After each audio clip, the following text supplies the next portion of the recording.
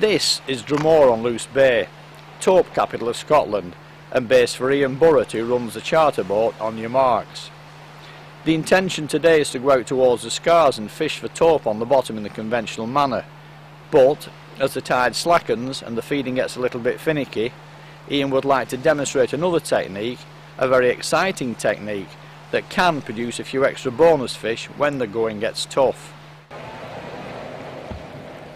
The scars are a collection of exposed rocks and small barren islands slightly to the Port William side of the bay.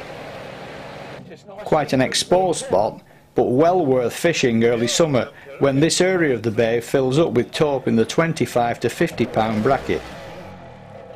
The actual mark is around 8 miles from port and a mile or so to the east of the scars themselves, with the fishing done over clean ground in around 70 feet of water.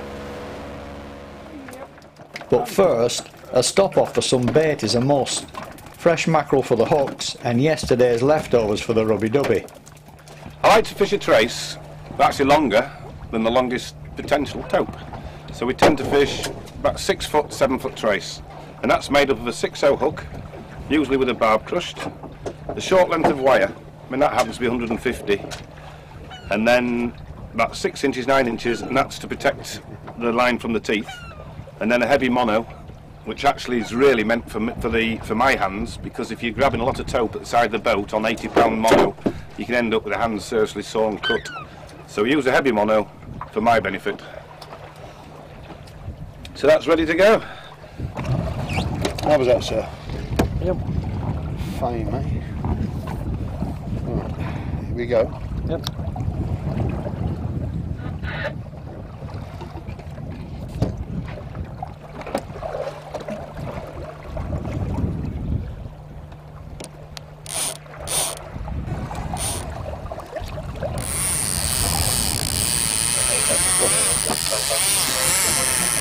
On 6, 2, 3. Right, stop. If it moves at all now, as soon as it moves.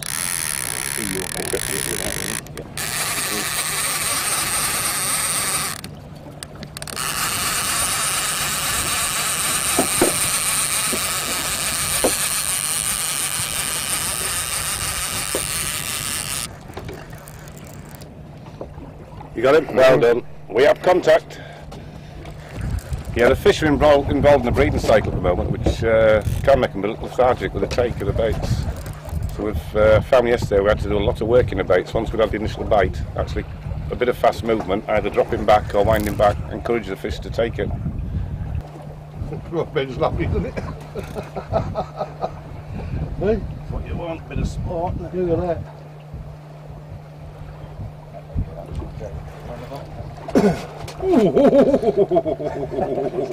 Here she goes.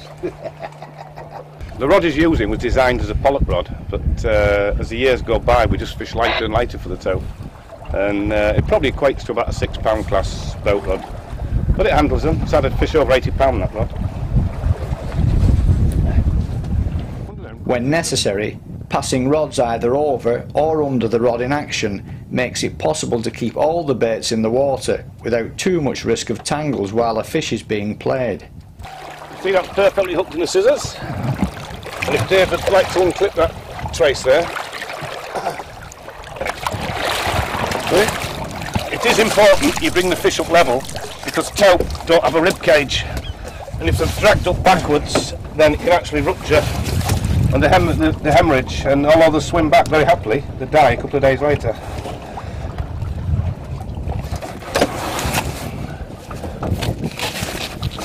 So we just like to pass a bit of tagging box, Dave. It's the bottom box there. Placing the towel over the heads and quieten them down caused a bit of a problem. That'll sit there quite happily there now. Place that inside the fish there. It doesn't hurt it. And that's located. That's it. So that's number 4642. He's starting to come now.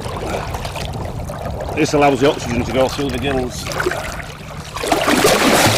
Hush! These are the sort of bites we were getting yesterday, aren't they? Yeah. They're there, they're just mouthing it, short runs, and dropping it. He's on there, the fish is on there.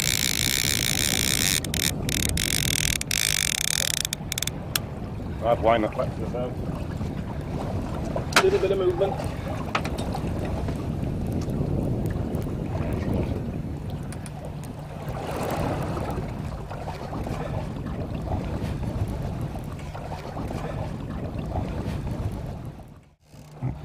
I think tope fishing with the right tackle, and that's light tackle, sort of 12 to 20 pound range, is just probably as good a fishing as you can get round the British Isles.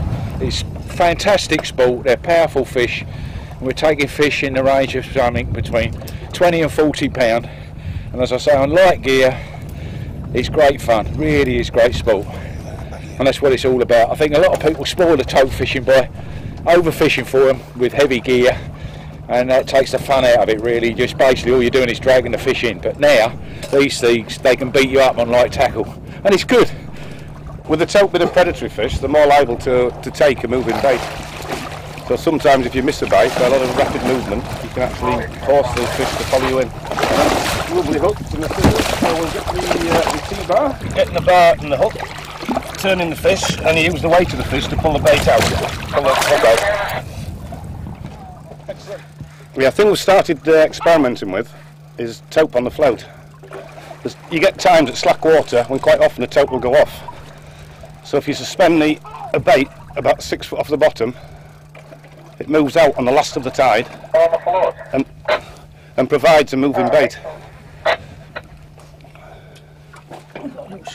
And we've had a very quiet time last 10 minutes, so I've just put the float out and picked the fish up.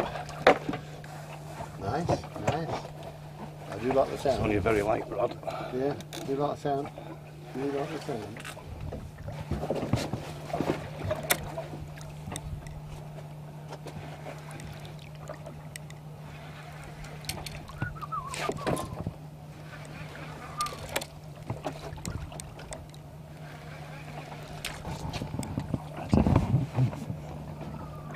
Nice fish, nice fish, nice fish.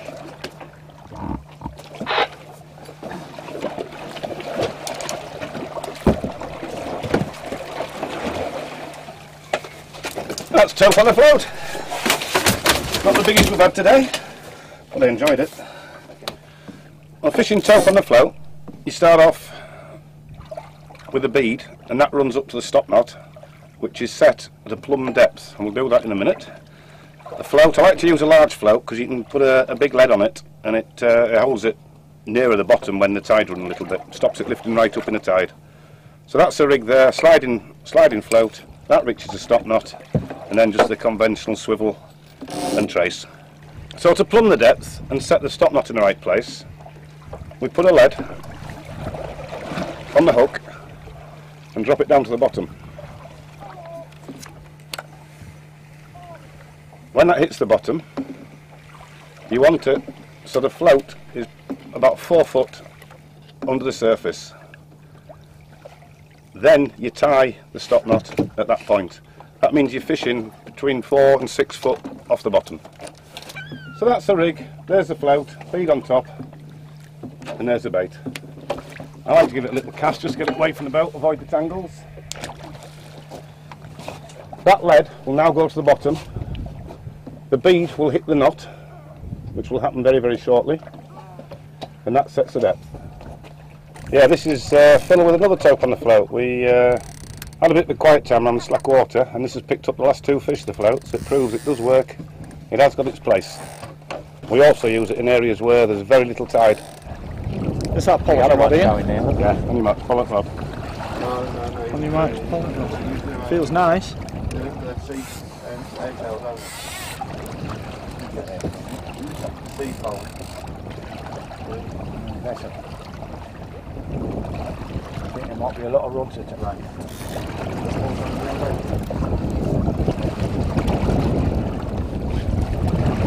Right, taking a bit now. Dave? Yeah. Your rod's about to go.